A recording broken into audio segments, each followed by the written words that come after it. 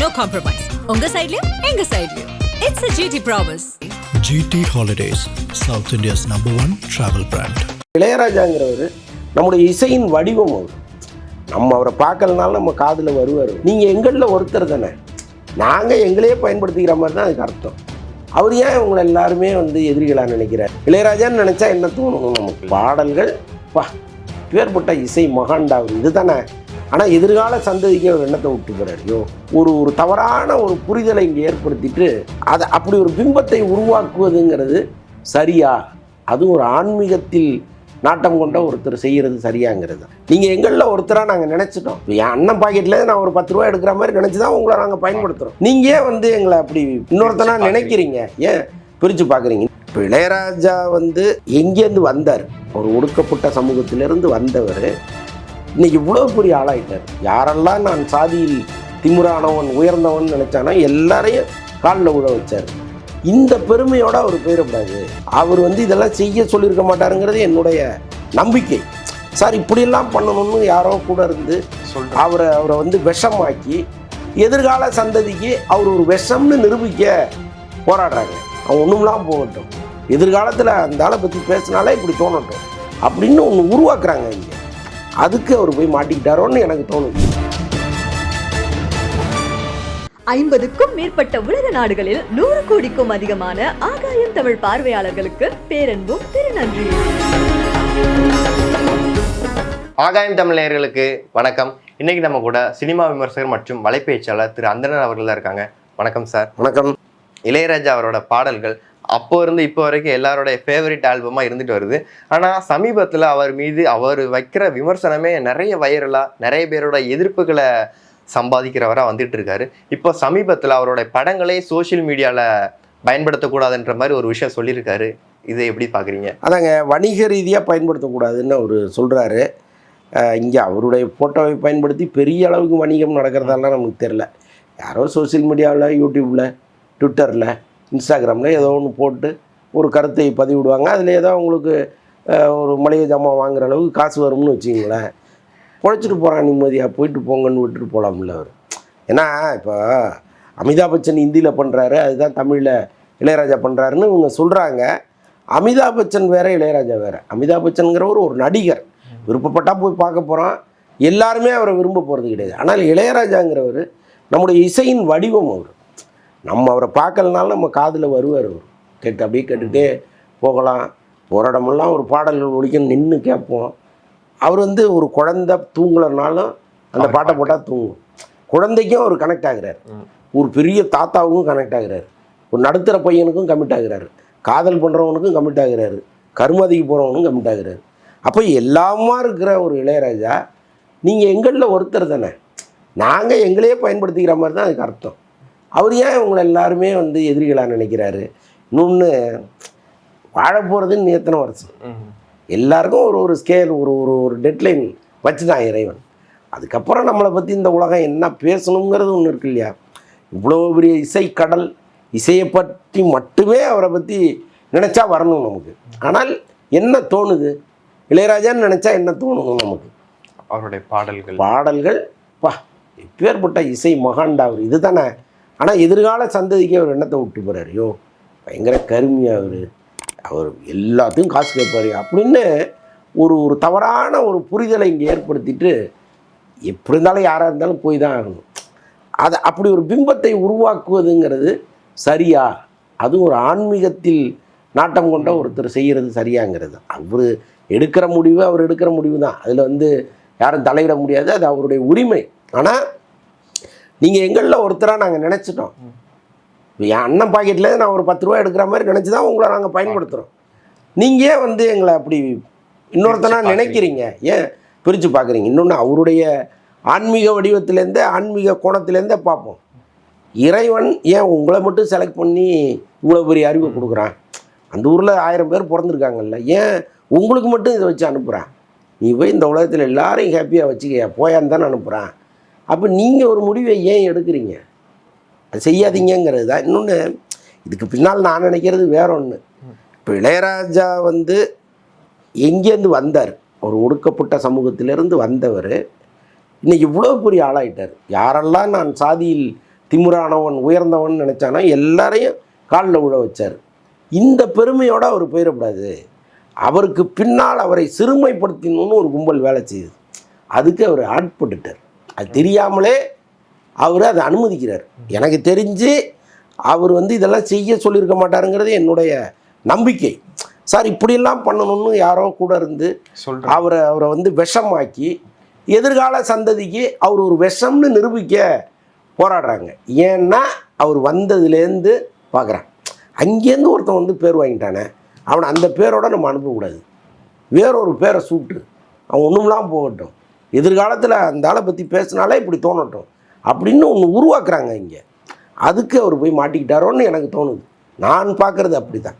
Okay, இன்னும் கொஞ்ச நாள் போனால் அவர் பேரை கூட பயன்படுத்துறதுக்கு தடங்குற மாதிரி சொல்லிடுவாங்க. அப்படி தானே சொல்லியிருக்காரு. அவர் பேரை பயன்படுத்த பேர் வாயிலிருந்து. இப்போ உங்கள் வீடியோ ரிப்போர்ட் அடிக்கிறாங்களா இல்லையா பாருங்க சார். இப்போ நீங்கள் 3-4 தடவை சொல்லிட்டீங்க அவர் பேரை, நான் சொல்லவே இல்லை எங்கேயும். அதனால் பேரே நீங்கள் சொல்லக்கூடாது. பேரே சொல்லாம அது மாதிரி இசைக்கு அவருக்கு முக்கியத்துவம் கொடுத்து சொல்றது மாதிரி தான் இருக்கும். நீங்க எதுவுமே சொல்லாதீங்க. அவரே சொல்லக்கூடாது, அவரு இவரு அப்படின்றத சொல்லணும். அவர் எவருங்கிறது மக்களுக்கு தெரியும். ஓகே சார், விஜய் சேதுபதி அவருடைய ட்ரெயின் படம் ரொம்ப நாளாவே ரிலீஸ் ஆகாம இருந்துச்சு, ரிலீஸ் ஆக வேண்டி இருந்துச்சு. படத்தோட நிலைமை எந்த அளவுக்கு இருக்கு சார்? அது ஓடிடி பிஸ்னஸ் ஆகலை. இப்போ எல்லா படங்களுமே ஓடிடி பிஸ்னஸ் ஆனால் தான் ரிலீஸ் பண்ண முடியுங்கிற சூழ்நிலை இருக்குது. ஆனால் இப்போ என்னென்னா இங்கே இருக்கிற பெரிய படங்கள் எல்லாமே ஏமாத்திருச்சு ஓடிடி நிறுவனங்களை. அவங்க ஒரு பெரிய தொகை கொடுத்து வாங்குறாங்க, கடைசியில் பார்த்தா 10 பைசாவுக்கு பிரயோஜனம் இல்லாமல் போயிடுது. அப்போ பெரிய இன்வெஸ்ட்மெண்ட்டாக அவங்களுக்கு போயிடுது. அதனால் அவங்க என்ன முடிவு பண்ணிட்டாங்க, பெரிய படங்களே நம்ம வாங்கக்கூடாது அப்படின்னு முடிவு பண்ணிட்டாங்க. அதுக்கப்புறம் இந்த செகண்ட் கேட்டகரின்னு கொஞ்சம் ஆர்டிஸ்ட் வச்சுருக்காங்க, அதில் தான் விஜய் சேதுபதிலாம் வராரு. அப்போ அவங்க என்ன பண்ணுறாங்க, இந்த மாதிரி நடிகர்கள் நடிக்கிற படங்களுக்கு இவ்வளோ தான் கொடுக்க முடியும் அப்படின்னு ஒரு ஸ்கேல் ஃபிக்ஸ் பண்ணுறாங்க. இதெல்லாம் பல வருடங்களுக்கு முன்னாடி, போன வருஷம்லாம் நல்லா கொடுத்துக்கிட்டு இருந்தாங்க. திடீர்னு இந்த இறக்கம் வந்த பிறகு எல்லாருமே கஷ்டப்படுறாங்க. எல்லா தயாரிப்பாளர்களும் ஓடிடியில் ஒரு விலை போகும்னு நினச்சி தான் பட்ஜெட் அதிகப்படுத்துகிறாங்க, ஒரு பெரிய செலவு பண்ணுறாங்க. இப்போ அங்கே அந்த கதவு டோட்டலாக மூடின பிறகு இவங்க செலவு பண்ணதை எங்கே போய் எடுக்க முடியும்? ஸோ அந்த மாதிரி மாட்டிக்கிச்சு. ட்ரெயின் மாதிரி நிறைய படங்கள் இங்கே மாட்டிக்கிட்டு நிற்கிது. மட்டும் படம் நல்லா இருக்குதுன்னு சொல்கிறாங்க. இப்போ அந்த பட நிறுவனமே என்ன பண்ணியிருக்காங்களா, நம்மளே யூடியூப்பில் போட்டுக்குவோம் படத்தை. எதுக்கு ஓடிடி நம்பிட்டு இருக்கணும்? யூடியூப்பில் போட்டோம்னா யூடியூப்லேயே பல பேர் பார்க்க போகிறாங்க. படத்தை தியேட்டரில் ரிலீஸ் பண்ணி ஒரு 6 வாரம் கழித்து நம்ம யூடியூப்பில் போடுவோம்.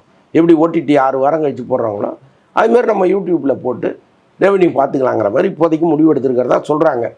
ஸோ அதனால் அந்த படம் விரைவில் வருவதற்கு வாய்ப்பு இருக்குது. ஓகே சார், ஏன்னா ஒரு காலத்தில் விஜய் சேதுபதி படங்கள் அப்படின்னா ஒரு வருஷத்துக்கு நிறைய படங்கள் கைவசம் வச்சிருப்பாரு, நிறைய படம் அப்படியே ரிலீஸ் பண்ணிக்கிட்டே இருப்பாரு.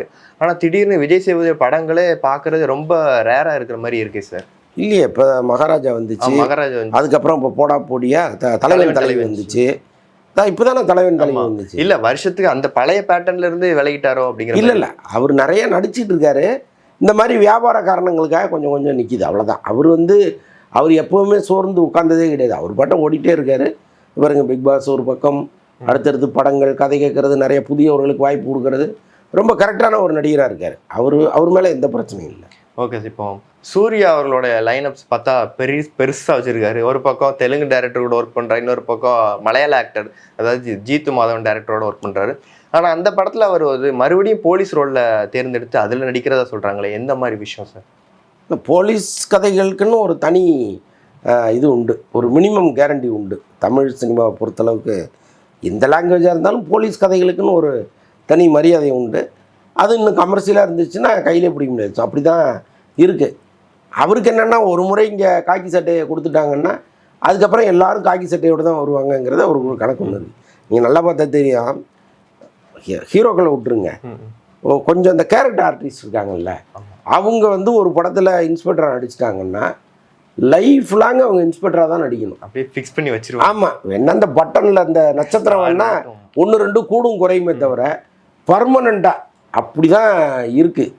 எனக்கு தெரிஞ்சு நம்ம நண்பர் ஒரு தாமோதரன் ஒருத்தர், அவர் பல படங்களில் நடிச்சிட்டு இருக்கார். எல்லா படத்துலேயுமே இன்ஸ்பெக்டராக தான் வருவார். அவர் நான் கூட பார்த்து கேட்டேன், ஏங்க காஸ்டியூம்லாம் நீங்களே வாங்கி வச்சுருக்கீங்களா இல்லை அவங்க கொடுப்பாங்களான்னு.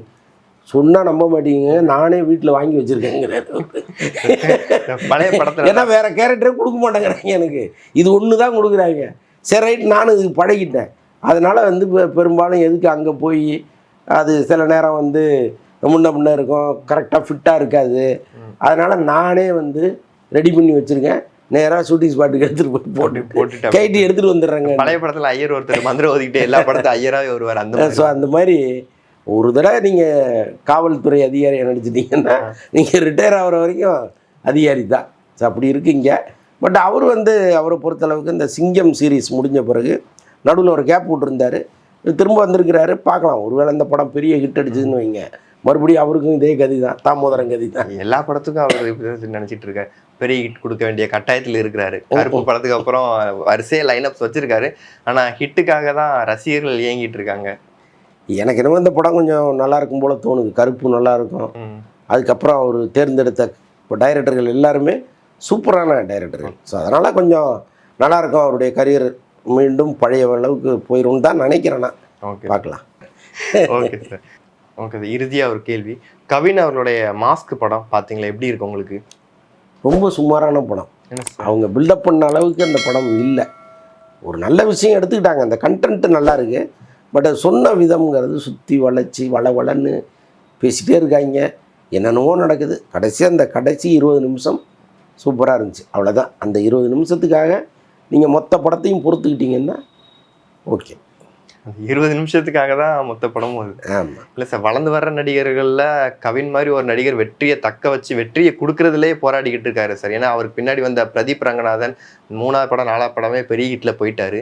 இவர் எப்படி சார் இந்த படங்களில் ரொம்ப ஸ்ட்ரகிள் பண்ணிட்டு போகிறாரோ? இல்லைங்க, எப்போவுமே கதை கேட்குற நாலேஜுங்கிறது இங்கே தனியாக தேவைப்படுது ஒவ்வொரு ஹீரோவுக்கும்.